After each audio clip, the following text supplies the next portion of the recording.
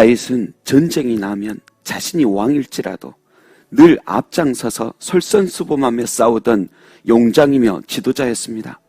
그런데 이제 먹고 살만하고 그 곁에 하나둘씩 뛰어난 사람들이 많이 모이다 보니까 점점 나태해지고 또 교만해지더니 후에는 나라에 큰 전쟁이 터져도 함께 출정조차 하지 않습니다. 예전엔 전쟁은 온전히 하나님께만 달려있는 것이라 외치며 만군의 하나님 부디 저와 함께 싸워달라며 눈물로 기도하던 그였습니다. 전쟁터에서 제일 앞장서서 싸울 때에도 여호와여 여호와여 부르짖으며 그 심령은 폭풍우 몰아치듯 간절히 자신이 사랑하던 주님의 이름을 외치며 돌진하였습니다. 그뿐입니까?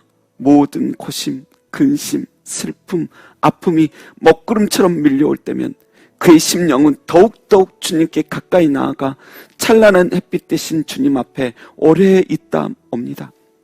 심지어는 사람들 틈 속에서 계속 말하고 행동할지라도 마음 한구석은 늘 주님을 찬양하고 사랑하는 마음뿐이었습니다.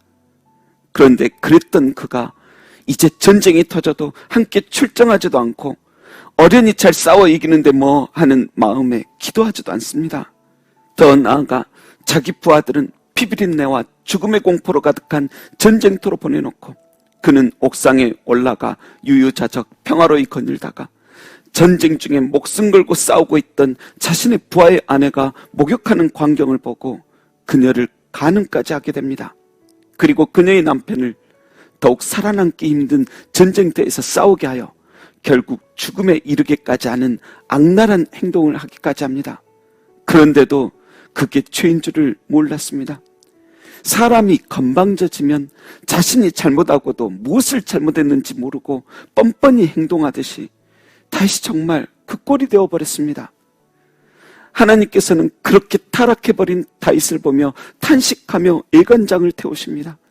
그래서 뜨거운 참회와 그런 악한 행위를 다시는 하지 않길 바라는 마음에 다윗을 향한 하나님의 안타까운 심정과 진노의 말씀을 나단 선지자에게 대신 전하게 하십니다. 다윗은 나단 선지자의 자신을 흔들어 깨우는 그 음성을 듣다가 그제서야 깊은 죄의 잠에서 깨어납니다. 자신이 무심코 저질렀던 야비한 행동에 자신도 놀랐고 그 충격 속에서 이루 말할 수 없을 정도로 슬퍼하며 아파합니다. 만일 자신의 부하가 자신과 같은 죄를 저질러 발각되었다면 다윗도 용서치 않았을 것입니다. 그런데 자신도 용서 못할 그 악한 죄를 마치 아무 일 없었던 것처럼 너무도 태연하게 저질러 버렸습니다. 그래서 피해자들에게도 너무 미안하고 하나님 앞에서도 너무 죄송해서 바짝 엎드려 통곡하며 10절에 이렇게 하나님 앞에 기도합니다. 하나님이여 내 속에 정한 마음을 창조하시고 내 안에 정직한 영을 새롭게 하소서. 스스로는 늘 자신이 잘하고 있고 그래서 모든 것이 자신의 뜻대로 잘 되어가고 있는 줄로만 알았습니다. 하지만 말씀 속에서 자신을 다시 뒤돌아보니 처절한 죄 가운데 살았음을 깨닫습니다. 만물보다 거짓되고 심히 부패한 것은 인간의 마음이라 했는데 그 말씀이 그날따라 더더욱 자신의 심령을 아프게도 때립니다. 아, 내가 이렇게까지 더럽고 악한 존재였구나. 그래서 몸부림치듯 눈물로 기도합니다. 하나님이여 내 속에 정한 마음을 창조하소서. 저는 나름대로 착하고 양심적인 존재라고 여겼는데 제 속에 정한 마음, 깨끗한 마음이 사라져버렸음을 알았습니다. 이 상태로는 도저히 성결하신 하나님을 배울 수가 없을 것 같습니다. 잘못했습니다 정도로 되지 않을 것 같습니다. 이대로라면 언젠가 또 이렇게 자신의 신분을 이용하여 상상도 못할 악한 짓을 다시 저지를 것만 같습니다. 하나님, 내 속에 하늘로부터 임한 정결함의 그릇이 깨져버렸습니다. 다시 창조해 주세요. 처절하게 아파하며 기도합니다. 그리고 내 안에 정직한 영을 새롭게 해달라고도 말하며 기도합니다. 정직한 영이라는 단어는 정직함 그 자체뿐만 아닌 흔들림 없는 견고한 마음을 포함한 것입니다. 여러분, 그렇게 경건하던 사람도 타락하게 되는 것은 늘 순식간입니다. 자신도 마찬가지. 그런 정직한 영이 없다면 그 왕의 자리는 축복의 자리가 아니요 오히려 너무도 유혹이 많아 결국 죄에 또 걸려들고 하나님의 진노의 대상으로서만 살아가게 되는 그런 자리만 될 것 같습니다. 그래서 정직한 영을 새롭게 하소서 하며 울부짖습니다. 이제 유혹이 와도 흔들리지 않고 모든 일에 핑계대지 않으며, 그래서 다시는 사람들을 향해 큰 상처 주지 않도록 죄에 관하여는 견고한 철옹성이 되기를 원하는 것입니다.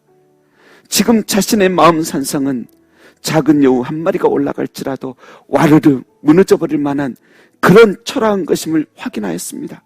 또한 자신의 신앙의 벽도 이만하면 튼튼한 줄 알았는데 알고 보니 너무 낡고 오래되어 옛날 옛적 신앙으로 겨우 버티고 있었지만, 금세 작은 일만 생겨도 금이 가고 흔들거리다 무너질 벽이었고, 아니 이미 진작 무너져 있었음을 발견합니다. 그래서 이제는 어떤 죄의 유혹들이 밀려와도 흔들림 없는 정직하고 견고한 은혜의 철옹성 안에서 살아가고 싶어 한 것입니다. 여러분, 아침마다 새로운 은혜로 살아가야 합니다. 새술은 새 부대에 넣어야 합니다. 날마다 정한 마음과 정결한 영이 되길 사모하며, 오늘도 주님의 은혜의 얼굴빛을 쬐면서 감사하며 성령의 열매 맺어야 합니다. 그러할 때 주님께서 기뻐하십니다. 주님께서 기뻐하실 때 우리도 기쁩니다. 우리 근처의 사람들도 기쁨으로 환해집니다. 그때가 곧 파란 신호등이 켜져 행복으로 나아갈 준비가 되었다는 밝은 신호입니다. 기도하겠습니다. 하나님, 우리의 죄를 용서하소서. 정결한 마음 주시옵소서. 정직한 영을 새롭게 하소서. 그리하여 파란 신호등 켜져 은혜의 길로 나아가고 사랑과 기쁨의 길로 나아가게 하옵소서. 감사드리며 그렇게 살아가도록 우리를 도우실 예수님의 이름으로 기도합니다. 아멘.